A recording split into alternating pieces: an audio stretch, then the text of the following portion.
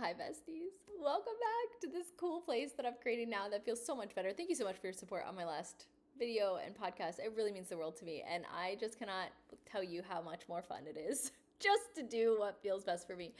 I got so much feedback about how this really resonated with so many of you, and I just want to say, as somebody who overthinks and somebody that has struggled with imposter syndrome and all the things for so long, I just want to say you are not alone. You are not alone. You are in good company with me. All of this, of having so many new friends online and creating in this space in this way, is still such a new thing for me to do, in terms of like feeling so free just to be myself and be ridiculous and really explore a space that is so comfortable that I can play in front of you in a way that really resonates. Creating so many different characters that now have joined us together means so much to me. And a new one got created this week, and I've named him Jim. And Jim is a dad. Jim is a baseball hat wearing dad, which I found that baseball hat in my son's room, and it says Alaska on it. I feel like that's the most like dad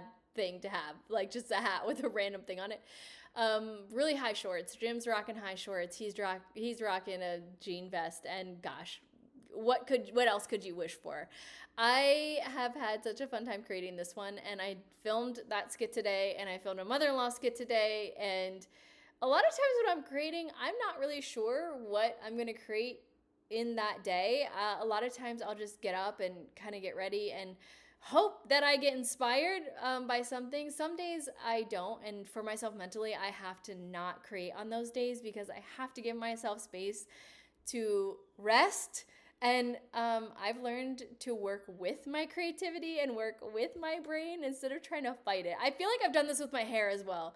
There are some days that hair wants to fight every single goal and dream that you've ever had in your entire life, okay? And one word of advice: don't fight your hair. Just let your hair do what it wants to do. I had this happen yesterday. I had to get up to go help my grandmother work her craft show because she's a decorative artist. She's 92 years old, and I shared this on my story a little bit, but she creates the most beautiful art. And I was convinced I was showing up as her Santa's elf helper with a slick back pony. I was convinced that was the way I was going to show up. I was going to eat that hair moment, okay? I was going to show up, hoops, red lip, and a slick. You can see it, can't you? You can see it. And the way that I struggled so much. I struggled. I watched like 10 videos of girlies just being like, hey, here's how you do a slick back, amazing ponytail. And I'm just like, oh, yes. And I didn't have half the products that they said to have. So maybe that was problem number one. Then I was like, it's fine. Well, it's fine. I've got 2 of the products. It's fine. It wasn't fine. It wasn't fine. I struggled for a really long time, and I like hair, and I like doing hair. There's like 64 hair tutorials on my TikTok in a folder if you want to go exploring down the road of Julie hair. That was actually one of my first series on TikTok, 12 days of hair, and I would do a new hairstyle every day, and I did so many different hairstyles, and so that was part of the beginning of me even creating videos was hair. But I showed up to yesterday with a big dream, big dreams, big visions, and a really big fail. I think I really can't tell you what the problem was, but I ended up just leaving my hair down. That's what I ended up having to do. And then I pulled it back into a low pony, which just definitely wasn't giving what I wanted to give that day. So yeah, the struggle is real. The struggle is familiar. And if that's ever been you, hi. Me too. And me. I as well struggle with that. Another struggle that I struggle with, nobody talks about this, is whenever I'm putting on lashes, there is a high risk. It's super high that I am definitely going to get lash glue in my eye. And I don't know if you've ever experienced this trauma of having lash glue in your eye. Let me tell you exactly what happens. Every single ounce of makeup that you have put on before your eye gets lash glue in it will be teared off because your eye immediately starts trying to evict the glue that is now on your eyeball. So your eye is watering, your makeup is smeared everywhere, and you question your past self. You question your past life choices. Lashes, man, they really man, they make you fight for it. They really do make you fight for it every single step of the way. If it's not getting not getting lash glue in your eye, it will be the lifting of the edges on the sides. And as somebody that like wears lashes on a semi-regular basis, you would think like that somebody like that would have it together halfway. No, it's not. I look at the other girlies doing it so well, and I'm like, why can't it be me as well? Why can't it be and me? But it's not. I definitely struggle. I have brought many of eye glue to weddings and I don't know why I call it eye glue. Eyelash glue to weddings and all sorts of events because I'm like, I just know the lashes are going to lift. I know I'm going to struggle, and that's just that.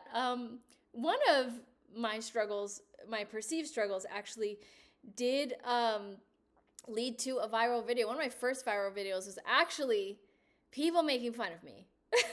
Surprise! They made fun of me because I was wearing lipstick and I have a mole right on my lip right here, okay? This is not lip ring. I put glitter on it to bedazzle it, okay? But before I was bedazzling her to look like a lip stud ring, I was putting brown to like make it look like a mole because people don't know what this is. And I often look at them and their perplexed brows and I just want to say it's not food. It's just actually part of my face. But in that video, it looked like it was my lip liner that I had gone way, way outside the lines. And thousands and thousands of people let me know how bad I was at lipsticks. And so that video went viral and I was like, awesome. I hope you liked my DIY bathroom, but thanks for commenting about my lip. I love that I have a mole here now. I've never really thought about removing it. And then when I added glitter on it, now I have heard other people have gotten lip rings because they saw my lip ring dupe of my mole, and they were so inspired that they're like, oh my God, that's so cute. And they went and got one. And I'm like, that's the coolest thing ever. Like, I love normalizing body beauty and beauty marks and inspiring dupes. That's the coolest thing ever. But yes, it is a mole. And I have had people say many things out in public to me about this. One lady, when I was getting my hair done once, I was like getting washed in the bowl, and she comes over and she's like, your lip ring is so cute. And I was like, thanks, it's a mole. And she's like, what? And I was like, yeah, it's a mole I bedazzle. My favorite reveal of the lip ring dupe is my dentist. I got a new dentist in the past few months, and she was there with me, and so was the assistant.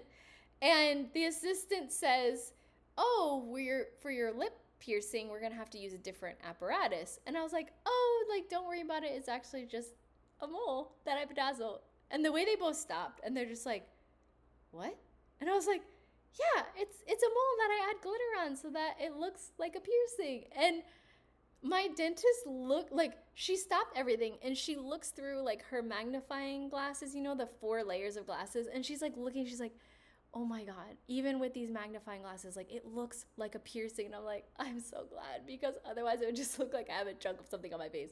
But like I actually pulled my lip. I was like, here, look, you can see like there's nothing on the back, because they were worried about whatever they were going to need to do. They're like, oh, our tool, our big apparatus that's about to stretch your mouth open is going to get hooked on the back of the lip ring. And I was like, don't worry about it. It's not. That was so fun. I have had many people many a times look at me and think, what is going on with your face? I've had people be like, hey, there's something on your lip. And I'm just like, yeah, it's actually just a mole. It's just a mole.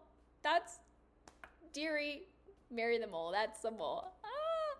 So I love beauty marks. I love embracing them. It is something that I am like known for. I have beauty marks all over. And I wish that they would get way more of a better reputation. Like I'm ready. I am ready for the creators of movies and shows to really like highlight and celebrate like a really cool character that's not a villain that has them. I don't know why villains are always the one that gets the beauty marks. Like, these beauty marks are cool. Like, what are you talking about? It makes us look unique and fun, and it's cool, and like we all get to embrace like the way that we look different. But why do we always only make villains have them? Like, it's the coolest thing, and why not add glitter to them? So that's part of it. Speaking of glitter, when I was working with my grandmother doing her craft shows, it's like everything gets covered in glitter when you are working with a decorative artist doing Christmas crafts. Like, my hands were literally covered in glitter from working with her. I was like brushing off the seat that we were working on. Like, we had these tables with all of her stuff on it, and then in the back there was like a seat where we were putting some of her wreaths that she had made. But going and doing this experience this week of yesterday, even though I didn't have baddie hair, I had like these such like sweet and precious moments. And I was talking a little bit about it on my story today about how beautiful it is when you show up in your space with your gift and you just unapologetically show up when you are having a great time and you are just being your true self, and how beautiful it is that that gives so much to the people around us. Like, I cannot say how much that seeing older people buy my grandmother's Christmas crafts that she's made, and they're beautiful. My grandmother's so talented. Like, she's been a decorative artist for forever. Beautiful, beautiful pieces of art that she's been doing this for since I was 8 years old. I've been going to Christmas crafting shows with her multiple times a year, and seeing how happy it makes everyone. And it just reminded me of how important it is for me to continue to show up in this space as authentic and just myself, and how important it is for us all just to embrace those parts of us that make us different, because it gives so much back to other people. Like, my grandmother makes Christmas crafts all year round, and she always has.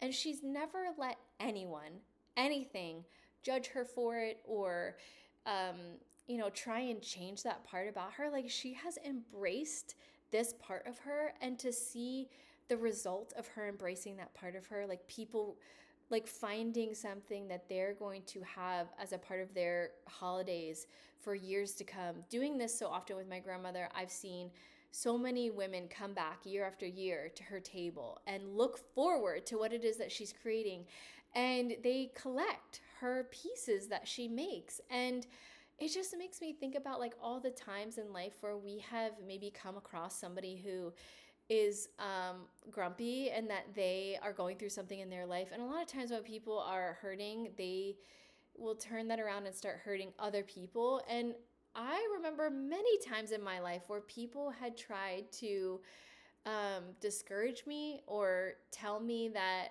I wasn't going to do something that I wanted to do. Or, I mean, people online have said some things sometimes that I'm just like, man, this it makes me feel sad. It makes me feel sad for the way that other people are hurting. Like, I've learned how to protect myself mentally from it.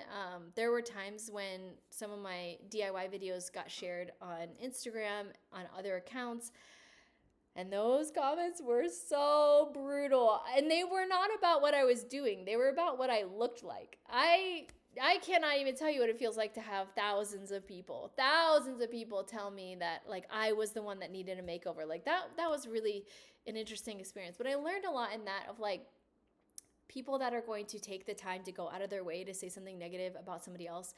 It's really just a reflection of where they're at. And to extend empathy and kindness and love to those people is so important, because they're hurting. And that does not mean not having boundaries. And that does not mean excusing behavior. But it does mean like extending understanding to the fact that that has nothing to do with the person that they're saying it to. I used to tell my kids when they were growing up that people's words sometimes were like ugly jackets. And sometimes people were going to say things that were really ugly, and we get to choose whether or not we are going to put on that jacket or not. And so I have decided that when people come into my space and they're grumpy and they're upset and maybe they're, I don't know, feeling whatever they're feeling and going through something, like if they want to try and bring me down or yuck my yum, it's just a reflection of where they're at and not a reflection of the direction that I need to go. And it's really a special thing to just to know that no matter what words are thrown, it doesn't mean that they're not going to hurt, but it does mean that we get to choose whether or not we are going to absorb them. And it is a really cool, special thing to grow in that way and learn, like, this has nothing to do with me. This has everything to do with you. But on the flip side, like, seeing people in their creative genius just go out and give to the world in a beautiful way. And she's not giving it away for free. They're definitely giving their certificates of appreciation towards that exchange, and they're happy to do it because they're so excited to support her and support what she's doing, and also get to receive this beautiful gift of a piece of her art. And it's just the coolest thing for me to be a part of, and I'm so grateful that I get to share so much in common with her. She's definitely personality that doesn't quit, and she's 92 and she is still creating and making, and I see so much of myself in her, not only as an artist, because I'm a 5th generation artist and my daughter is a 6th generation artist. So this is something that is in my blood, literally. And having gone to design school and then doing so many DIYs, I mean, my videos began doing DIYs, and that was the way I found my way back to myself, was actually creating and playing in that way. And I remember right before 2020, my husband and I had just been through it. We went through one of the most challenging 3 years of our life. It was excruciating. I cannot even begin to describe how difficult the 3 years leading up to 2020 was for us.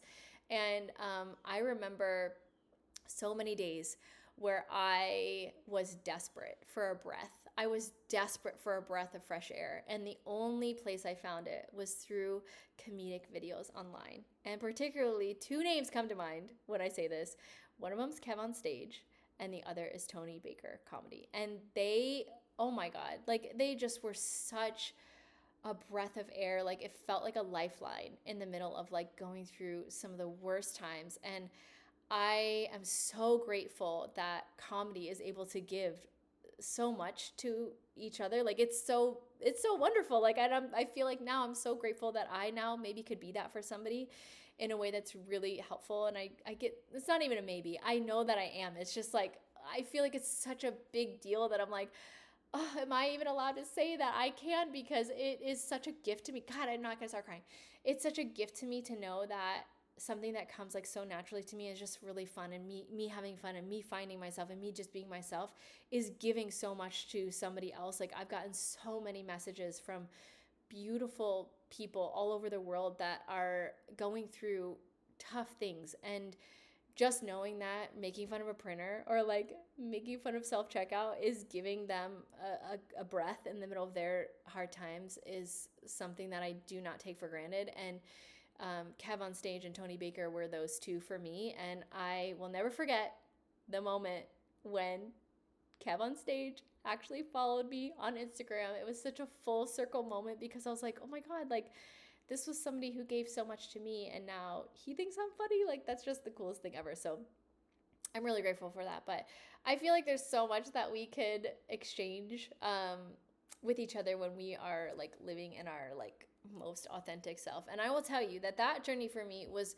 not simple. It was very complicated, and I overcomplicated it by overthinking what everybody else wanted from me, or what I thought I was supposed to become, or what I thought I was supposed to be doing. And there were so many beautiful pockets of my life where I was definitely doing what I was supposed to be doing. One of them was branding and designing for so many women, hundreds of women, building websites for them and getting to know them. And I learned so much from sitting with these gorgeous souls and talking to them about, like, why are you a photographer? Like, what makes you come alive? What makes you happy? What makes you excited about photographing these beautiful moments in people's lives, and hearing their stories and learning about them. And then so many women that I spoke with were very disconnected from themselves, and they really couldn't see how beautiful they were, how gorgeous their way of seeing the world was, and how beautiful their perspectives were on life and love and relationships and marriage. And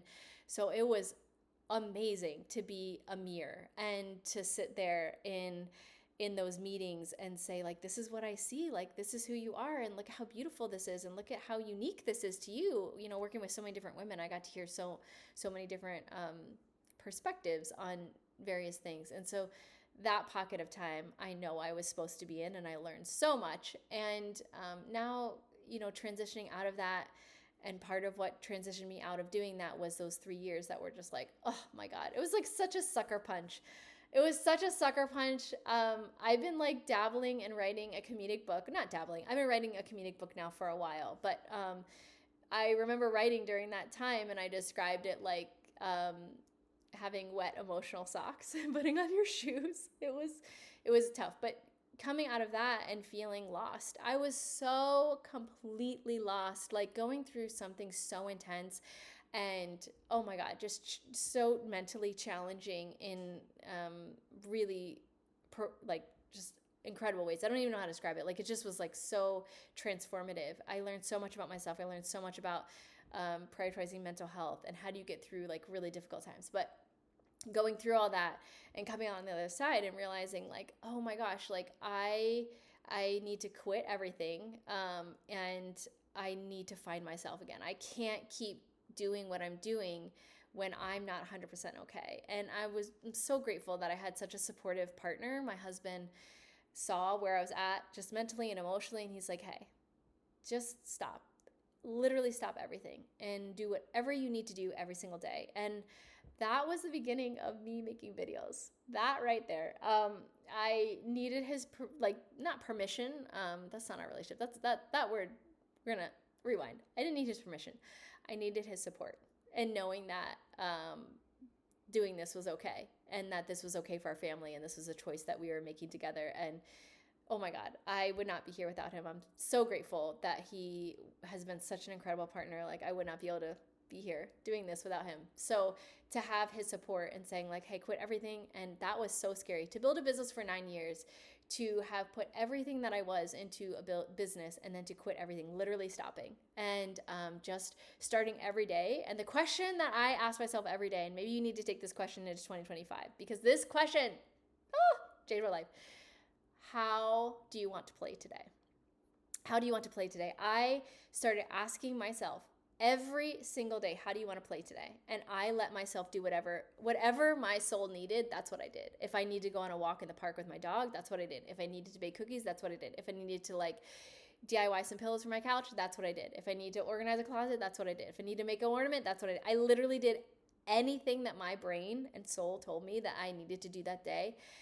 And every single day that I did that, I got reconnected to myself. It was like a piece in a puzzle. Like every single day that I just like breathed and like let go of everything I thought I was supposed to be, I found these pieces of myself. And I just decided that I was going to document that journey on this app called TikTok that nobody was using that I knew, and that everybody said was a dumb, app that kids are dancing to. And I heard Gary Vee talk about it, and he was like, no, y'all need to get on TikTok. And I'm like, okay, let me just document, not create. And so I just started doing DIYs. I just started documenting what I was making. And I had my first viral video probably 3 months later. And I'm not going to say the rest is history, because showing up every single day and creating and making and not letting numbers or analytics or anything like that drive any decisions was so difficult. It was so difficult because I got to a point where I knew, using the app so much, like I knew what would go viral, or I knew what would do well, or what people were wanting to see. And they were not wanting to see from me comedy. And it was kind of interesting thing, because I started dabbling and like playing in comedy, and I would do DIYs and then do like a comedic video. But most of the time, the videos that did well and that, connected me to more people was the DIYs. And so I was doing both. I was playing and exploring what it felt like to do these things. And then, as time went on, it got more comfortable. So if you are in a space where like you are, I don't know, even feeling lost, or even feeling like, man, like I just want more happiness in my life, because I really believe that happiness is success. I really believe that. And I feel like a lot of people don't know how to have happiness in their life in a way that is sustainable, or in a way that is that is disconnected from other people's ideas for them, and that are really just connected to their soul. And I don't mean that like most people. There's some people, maybe it's not most people, but I feel like some people are really sensitive, which I have been before too. Oh my gosh, so sensitive to other people's perspectives of them or other people's ideas for them. And I'm going to tell you, creating videos every day set me free from that, because I cannot show up in my space and play and create and bring that magic that I bring, that I was talking about with Jima. Like, I can't bring that magic if I'm worried that somebody else is going to judge me for anything. Like, can you imagine if my grandmother had been like, oh, it's so weird to like make Christmas decorations in July. And here comes November, and she has like literally a store full of beautiful, magical things that everyone's so excited about. And I feel like, it's challenging at times to disconnect yourself from other people's ideas or other people's perspectives about what you should be or what you shouldn't be or what you should do and what you shouldn't do.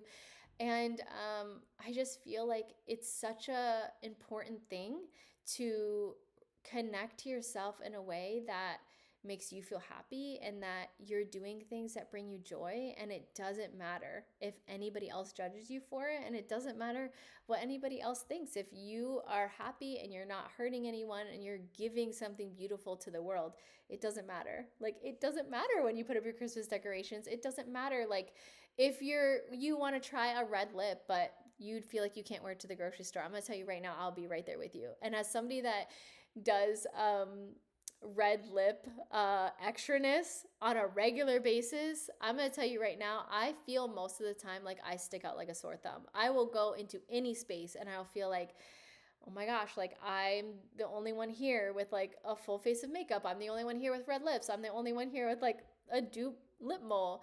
But I also feel like if I disconnect myself from myself, in order to like make other people like me more, I'm unhappy. I can't control what other people think. I feel like people's thoughts change like based on what they had for breakfast. That's what I always told my kids. Like, don't plan your life around what other people are going to think about you, because people's thoughts change so much and we can't control what other people are thinking. It's hard enough to be an overthinker and control my own thoughts. Like, I cannot worry about what other people are thinking, but it's such a journey, and there's definitely not like this space of arrival that I think we've gotten used to in American culture, that there's a presentation of polished perfection that we're all trying to attain, and that is completely not real. And I feel like when you're becoming who you're supposed to be authentically, it is really such a journey. There's not a beautiful, polished box with a ribbon on it of like you've arrived. It is so much a journey. And so there's going to be times where it feels better to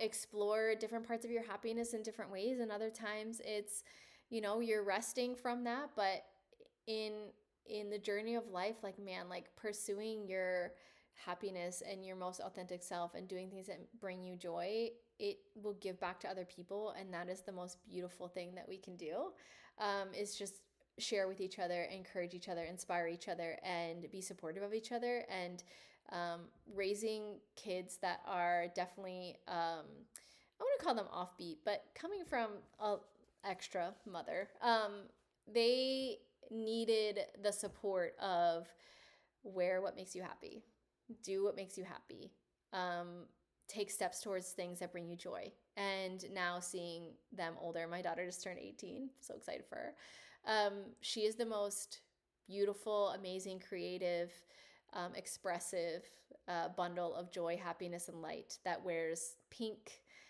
in ways that just are so beautiful and wonderful. And she looks like she fell out of Strawberry Shortcake Land in the best way. And I just feel like if we all can come alongside each other and support each other and, let other people be themselves, their true selves, like, we're winning. We're winning. So I hope this encouraged you and inspired you and gave you a little laugh today. So thank you so much for watching. Please like and subscribe. Please leave a comment. I love interacting. I will try and reply to as many comments here as I can. But thank you so much again for all your support. And I can't wait to talk to you again next time. Okay, bye.